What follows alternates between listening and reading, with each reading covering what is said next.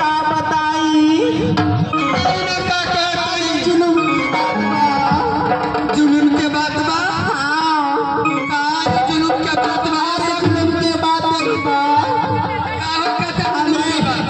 हमारी स्वामी जी रहना हमारे स्वामी जी चोरी करे छलखिन चोरी करे हाँ ये चोरवा छलखिन बिरनिया गाँव वाला पोता सा एक रजी शरम नहीं कलके और की कलका बताओ का ये सोन की थाना में खबर कर देलकै हाँ गए वहां से तू 4 दर्जन पुलिस गए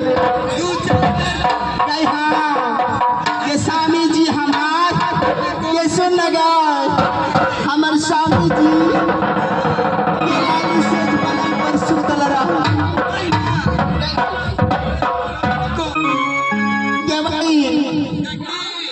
केना सुतल रहा एना गए यहाँ के सुतल देख है ना पुलिस आए नहीं स्वामी जी के निकल गए ये सुना की गल के से बतबै छी मास्टर साहब हाँ